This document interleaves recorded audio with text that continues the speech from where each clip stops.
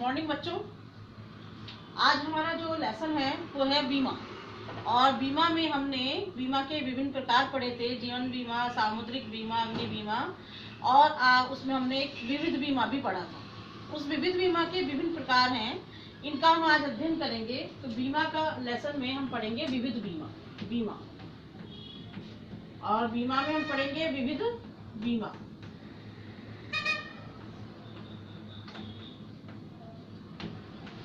इसके भी कई प्रकार है विविध बीमा में।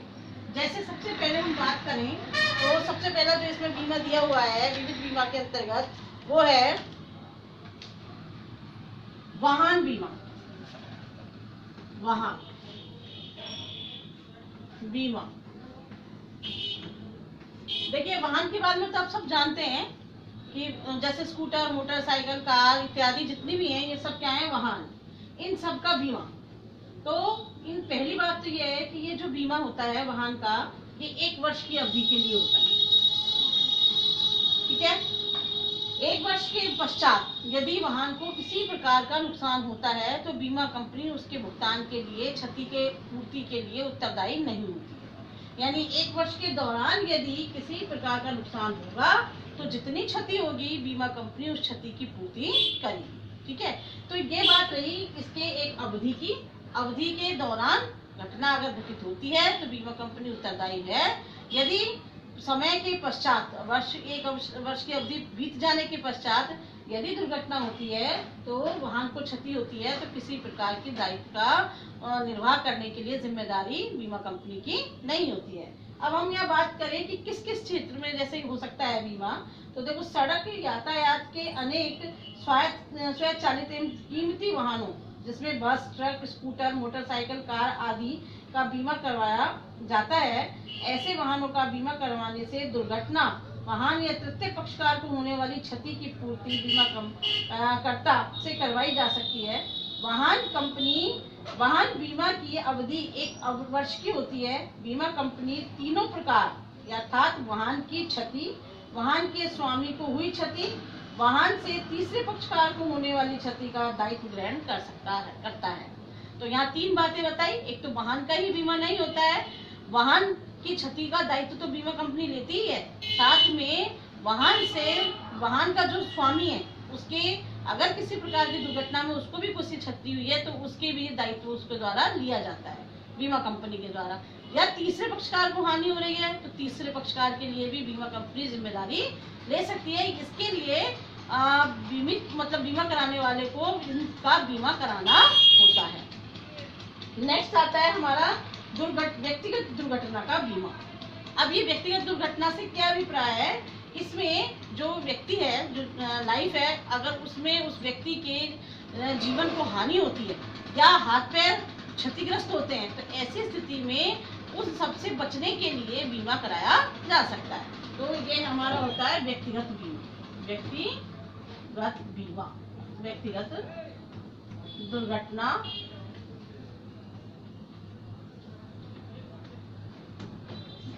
दुर्घटना बीमा। तो ये व्यक्तिगत दुर्घटना बीमा में मैंने जैसे आपको बताया कि यदि उसके जीवन को खतरा है, उसका जीवन मतलब मृत्यु हो गई है तो उसके लिए क्षतिपूर्ति होती है।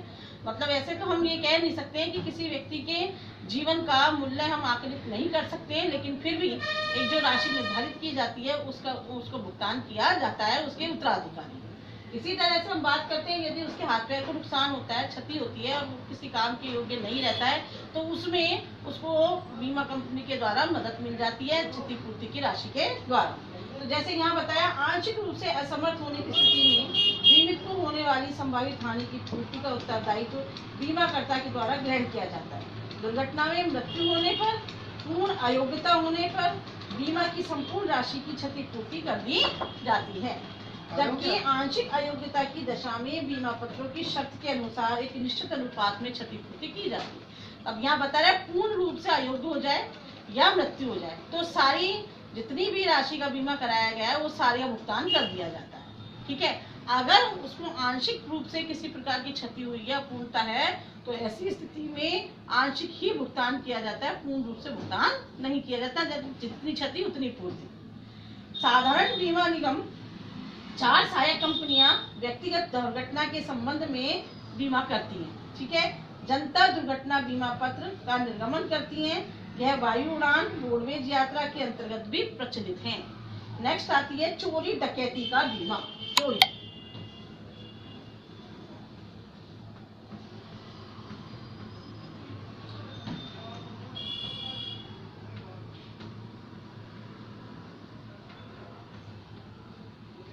चोरी डकैती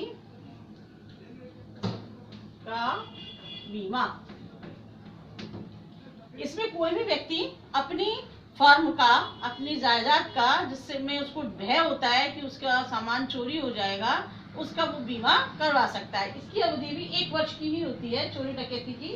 तो यदि इस वर्ष के दौरान उसको किसी प्रकार से हानि होती है चोरी के द्वारा, डकैती के द्वारा, तो उसका नुकसान की भरपाई बीमा कंपनी द्वारा की जाती है। यहाँ पर जैसे बैंक है, बैंकों को डकैती का भय होता है, या हम कहें कि जो व्यापारिक प्रतिष्ठान है वहाँ चोरी का भय रहता है, डकैती का भय रहता है, वे ऐसे बड़े बड़े प्रतिष्ठान अपनी मतलब जो समस्याएं हैं, जो दुर्घटना में ऐसी चोरी डकैती होने से जो उनको नुकसान होता है, उस नुकसान की भरपाई के लिए बीमा करा सकती हैं। जैसे इसे बताया गया है कि इस प्रकार के बीमा में बीमाकर्ता बीमित की को चोरी, सेंधमारी, उठाई गिरी आदि से होने वाली हानि की क्षतिपूर्ति का वचन देता है। बीमित अपने मकान, दुकान, गोदाम, यात्रा के दौरान ले जा रहे सामान या लाए जाने वाले धन आदि का बीमा करवा सकता है। सिनेमा घर, पेट्रोल पंप, आवासीय होटल, बैंक, वित्तीय संस्थान आदि के लिए यह बीमा पत्र बहुत ही उपयोगी होता है। नेक्स्ट आता है पशुधन का बीमा। पशुधन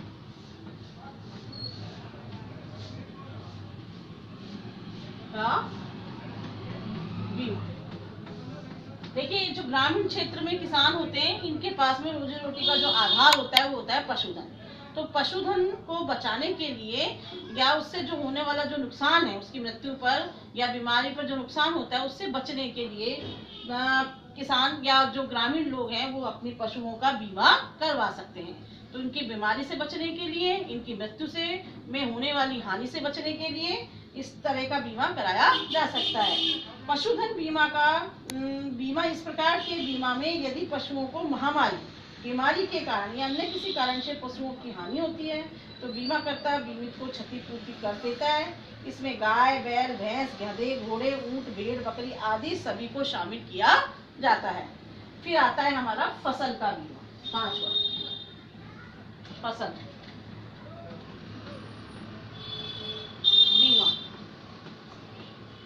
ये किसानों के लिए बहुत ही उपयोगी होता है, क्योंकि फसल में किसी प्रकार का कीड़ा लगने से, रोग लगने से वो खराब हो जाती है, या जैसे पाला पड़ गया या वर्षा अधिक हो गई या वर्षा नहीं हुई, इस कारण से भी फसल खराब हो जाती है।